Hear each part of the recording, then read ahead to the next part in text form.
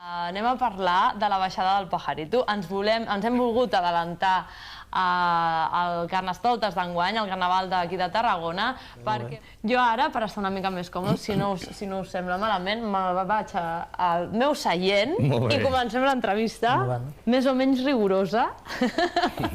A veure, Jordi, suposo que... A veure, Pajarito, està tot en marxa per a la quarta edició. Per aquells que no coneguin la baixada del Pajarito de Tarragona.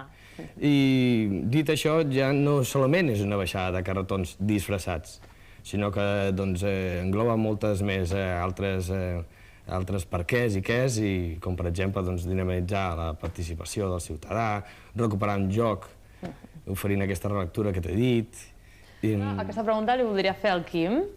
Quim, tu has participat durant diverses... Bueno, d'aquestes edicions en alguna, no? En dues o tres? En dues, sí. Jo suposo que tampoc no és gaire fàcil preparar aquests carretons i aquestes disfresses, no? Com penses que la gent s'acaba engrescant a la baixada del Pajarito? Quina va ser la vostra experiència? Bé, perquè és una cosa que, com ha dit el Pajarito primer, sí, és una cosa de sàtira també. Nosaltres teníem unes coses allà a la part alta i per això es van fer aquell carretó, no sé si ho sabeu quina és la primera baixada que vam tindre nosaltres, amb una caixa de morts, pròpiament dit, vestit d'esqueletos, perquè teníem uns temes, i clar, això és l'època de la sàtira i de reivindicar i de fer les coses en gràcia però sense insultar ningú. I això és el que es pretén dintre d'aquesta baixada. O sigui, és un argument per dir, bueno, jo tinc unes inquietuds que en la vida quotidiana potser no et pots expressar, però aprofitem aquests dies i ho vam expressar així la primera vegada. I crec que és molt maco i està agafant molt d'auge.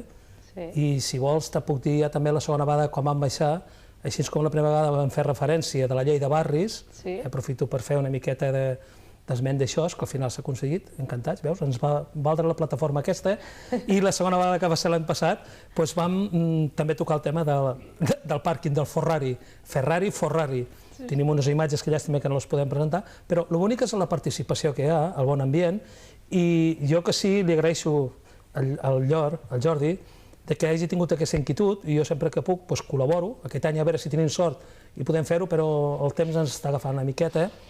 Però també demanaria que vinguessi gent a ajudar-nos perquè és molt complex, no és tan fàcil i tan senzill, perquè hi ha molta infraestructura per muntar tot aquest tema.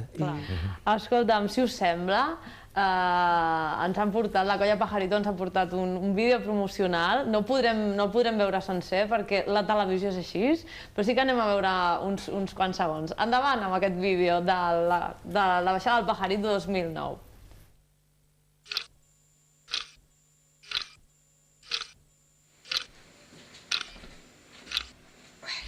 Ya tenim el Pajarito aquí.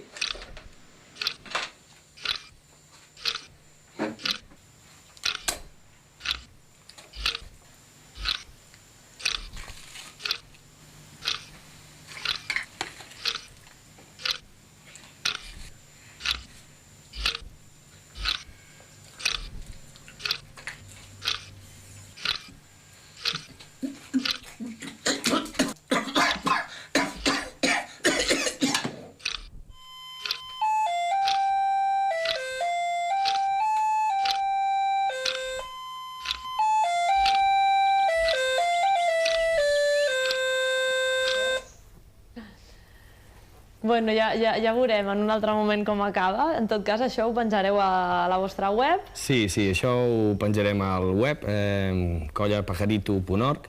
I, bueno, com deies... 21 de febrer, és a dir, ens ho hem d'apuntar tots, eh? 21 de febrer, ben de matí, a les 11 del matí, a la plaça del Rei. Home, ben de matí tampoc. Bueno, la gent que vingui com vulgui, havent dormit poc, no havent dormit, havent dormit massa, vull dir... A les 11 l'esperem amb un vermut a càrrec de Vermut Izaguirre allà i esperem que la gent participi o vingui a mirar-ho. Ja només pel vermut ja val la pena anar-hi, eh? Sí. Com deies abans, tot això comença a moure amb molt de temps, molt d'antelació, i aquest spot és un exemple. Ens l'ha fet l'Ariadna Costa. Carretons. Sí, però és que clar, et surten molta gent, no quadra, i dius, home, però quants hi ha? Doncs 5 per carretó. No, el que passa que potser hi ha un grup que en són 15 i tenen un carretó. Hi havia un carretó, per cert, que hi pujaven 12. Vull dir, increïble. No sé com s'ho van fer per muntar aquest carretó, però Déu-n'hi-do, Déu-n'hi-do. I llavors hi ha 21 carretons. Van començar en 14 la primera edició. 2 mesos i pico, trobant-nos per les nits, a veure tal, i això és molt important, no?, la participació aquesta. Que després una persona tingui més mitjans, o també em va agradar molt, uns que van baixar amb un turet, i els de Sant Fermín, amb un turet sol i un munt de gent corrents a los Sant Fermín. O sigui, no cal tindre... El carnaval sempre queda molt a prop de començaments d'any i amb la crisi i tot això que es diu, no?